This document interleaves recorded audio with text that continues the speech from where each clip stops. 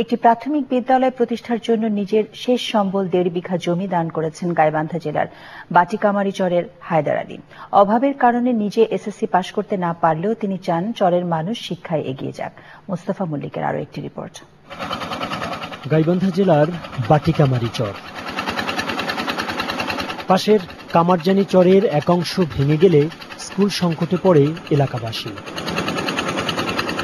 বেসরকারি সংস্থা ফ্রেন্ডশিপ এই জনপদে প্রাথমিক শিক্ষা নিয়ে কাজ করছে গত কয়েক বছর ধরে।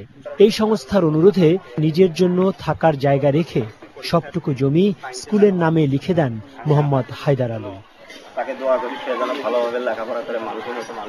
তিনি বলেন, অভাবের কারণে লেখাপড়া হয়নি তার, তাই নিজেদের শিক্ষার প্রয়োজনেই তিনি স্কুলের জন্য জমি দিয়েছেন। এখন মনে করেন যে নদীর গর্ভে বাড়ি বিলীন হয়ে গেল, তখন মনে করেন যে আমার লেখাপড়াটাও বিলীনের মধ্যে চলে গেছে। ভেঙে যাওয়ার পরে যখন মনে করেন যে আমাদের এই এনজিও ফ্রেন্ডশিপ থেকে যখন মনে করেন জায়গা এরা খোঁজাখুঁজি করলো, তখন এই এলাকার কোনো মানে এরকম প্লেজের জায়গা কোথাও না পাওয়ার কারণে তখন মনে করেন যে আমার আব্বা এবং আমার বড় ভাই তখন আমাকে বললো যে তুমি এখানে এই জায়গাটা দাও, কোনো টাকা নাই পয়সা নাই, নিঃশর্তভাবে আমি এই জায়গাটা তাদেরকে আমি দিয়ে দিছি শিক্ষা প্রতিষ্ঠানের জন্য।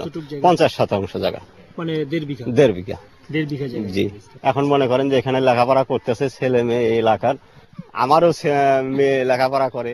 হায়দার আলী বলেন, চরকে বাদ দিয়ে দেশের উন্নয়ন সম্ভব নয়, তাই উন্নয়ন পরিকল্পনায় পিছিয়ে পড়া অঞ্চলগুলোর জন্য পৃথক পরিকল্পনা করার সুপারিশ করেছেন তিনি। যাদের মনে করেন যে টাকা পয়সা আছে, ধন সম্পদ আছে, তারা যদি মনে করেন শিক্ষার জন্য চর এলাকা, অবহেলিত চর এলাকার জন্য যদি কিছু মানে শিক্ষার জন্য যদি তারা সহায়তা করে, তাহলে আমাদের এই চর এলাকার মানে গরিব দুঃখী মানুষের ছেলেমেয়েরা লেখাপড়া করবে।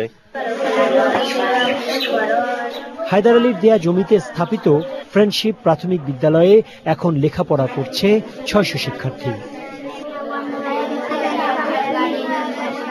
Mostafa Mallik, channel I, Gaibandha.